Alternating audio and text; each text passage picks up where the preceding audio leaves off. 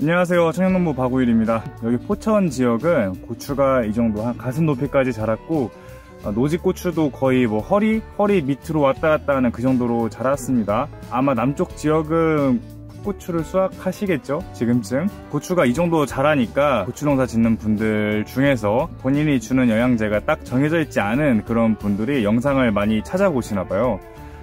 그래서 제가 예전에 올렸던 그 캔마그 아바나투 사종복합 모두싹 영양제 영상 조회수가 좀 많이 오르고 있더라고요. 근데 캔마그와 아바나투는 효과를 알겠는데 모두싹의 효과를 잘 모르겠다. 그래서 모두싹을 줬는데 품질의 차이를 모르겠다라는 분도 계셨고, 모두싹을 줬는데 오히려 좀 안 좋아졌다라는 분도 계시고, 그리고 이 모두싹이 종류가 여러 개인데 뭐 어떤 걸 사용해야 되냐 이런 분들도 계시고, 참 질문이 많았습니다. 뭐 고추가 더 매워지니 덜 매워지니 이런 것도. 그래서 이번에는 제가 지난번에 알려드렸던 유황이 식물에 어떻게 작용하는지에 대한 그 논문 영상 찍은 게 있는데, 거기에 더해서 모두싹을 치면은 왜 좋은지 영상을 찍으려고 합니다. 일단은 이제 모두싹이 작년인가 이게 깍대기가 바뀌었어요. 그냥 모두싹이었는데 이제 골드라는 게 붙었습니다.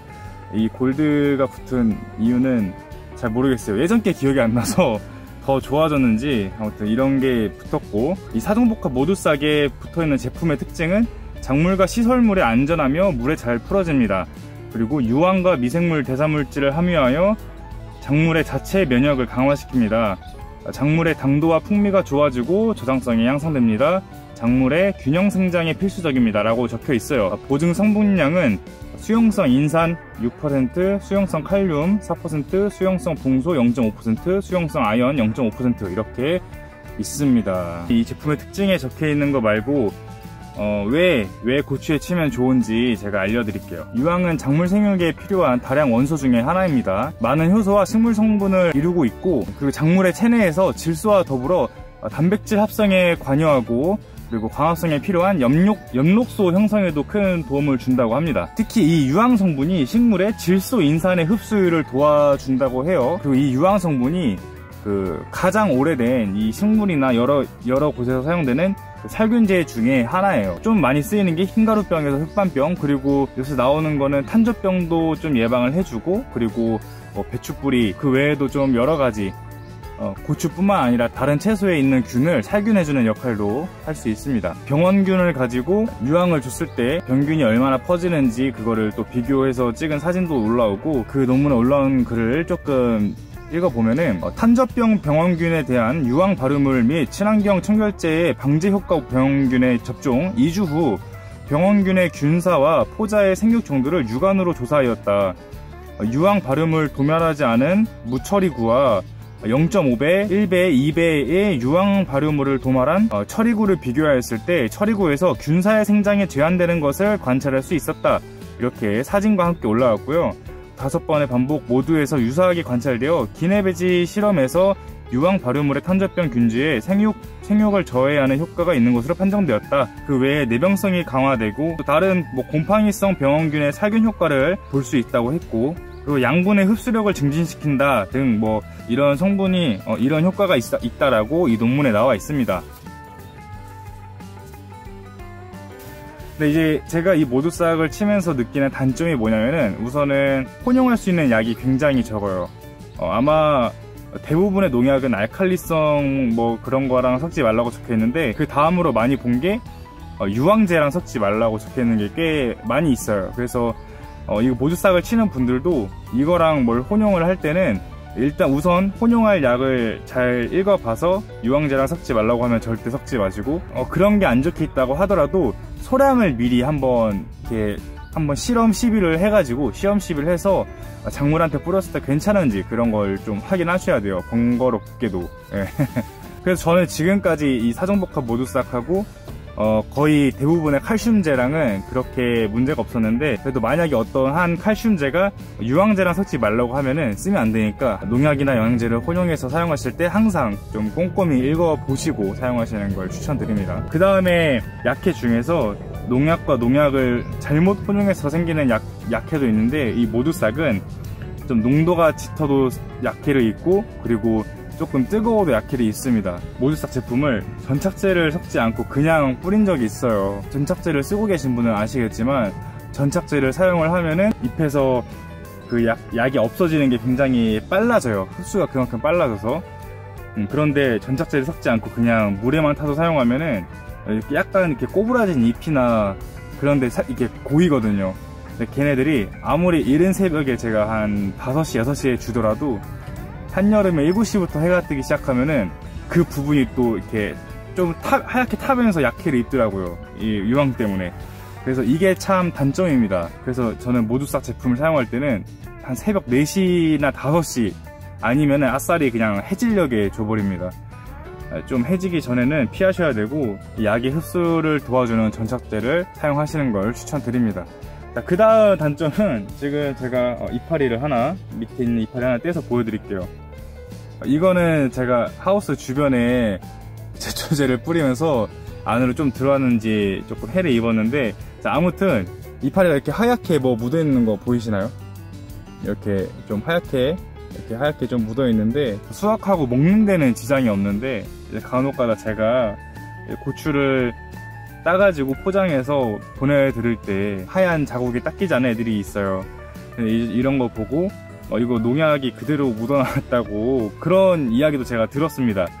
물론 제가 뭐 유기농업 자재, 뭐 유황 섞인 영양제 뭐 이런 걸 사용했기 때문에 물로 헹구셔서 안심하고 드셔도 됩니다라고 말은 하지만 어쨌든 그런 설명을 부가적으로 해야 된다는 것, 이 정도 단점이 있는 것 같아요. 그 외에는 너무 좋은 점만 있기 때문에 저는 이걸 추천드리고, 마지막으로 저한테 많이 하셨던 그 이야기들 중에 모두싹을 쳤는데 오히려 안 좋아진 것 같다, 그런 분들은 아마 이 희석 비율을 제대로 하지 않으셨거나 너무 고온일도 하셨거나 아니면 이미 키우고 있는 식물에 작물에 영양제를 좀 많이 주었는데 너무 짧은 주기로 모두싹을 주셨거나 아니면 또 혼용을 잘못하셨거나 이런 이유로 좀 안 좋아진 거라고 생각하고, 이제 사용 방법이 나와 있긴 해요. 한 말 기준에 2뚜껑 뭐 이렇게, 아니 또는 1뚜껑 이렇게 적혀 있는데, 같이 혼용할 약에 따라서 식물의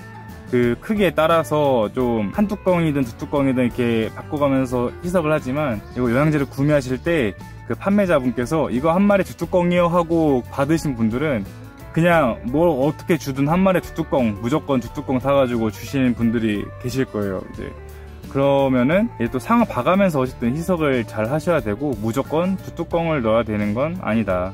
또 이런 댓글도 있었어요. 모두싹을 줬는데 고추가 메워졌어요. 모두싹을 줬는데 고추가 안 메워졌어요.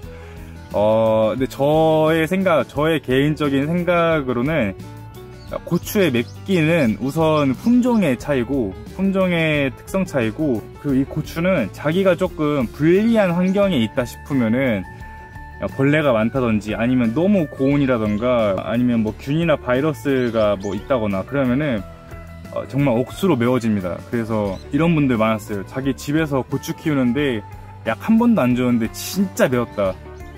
약을 한 번도 안 줘서 매워진 걸 수도 있어요. 그래서 고추의 맵기는 품종의 특성, 불리한 환경으로 만들어지는 거기 때문에 모두싹하고 그렇게 큰 상관은 없지 않나 라고 생각을 합니다. 그리고 마지막으로 모두싹을 줬는데 효과가 없어요 라고 하시는 분들은 저는 영양제를 줄 때 아바나투처럼 뭐 1일에서 3일 안으로 빠른 효과를 볼 수 있습니다 라고 적혀있지 않은 한 저는 적어도 한 달 봐요, 영양제를 뿌릴 때.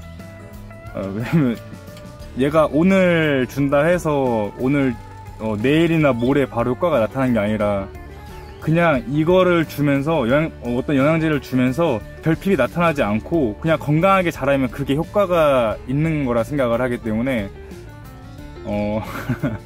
네, 참 어렵지만 아무튼 효과가 없다 생각하고 그만 안 뿌리는 것보다 그냥 영양 결핍을 좀 예방한다라는 생각으로 그냥 꾸준히 주기적으로 주에 한 번이나 아니면 뭐 10일에 한 번 이렇게 꾸준히 주시는 걸 추천드릴게요. 그래서 이런 모두싹을 저는 이 고추가 가슴 정도로 성장을 하면은 제가 연면 시비로 주는 영양제는 모두싹, 캔마그, 그리고 이제 고추가 조금 너무 더워서 시들시들해지려고 할 때 아바나트 주는 거, 이거 3가지가 끝이고, 고추의 이 모두싹 영양제는 정말 좋다고 생각을 하고 있습니다.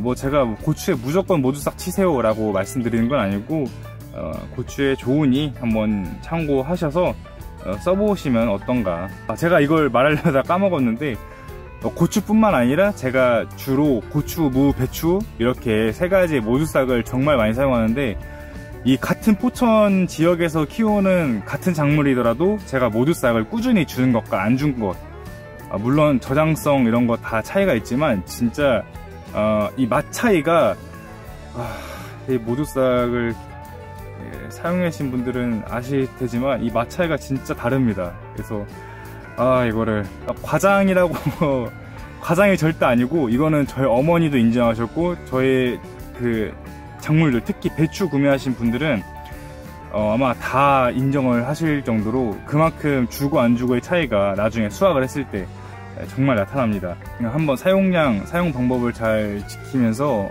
사용하시는 것을 추천드립니다.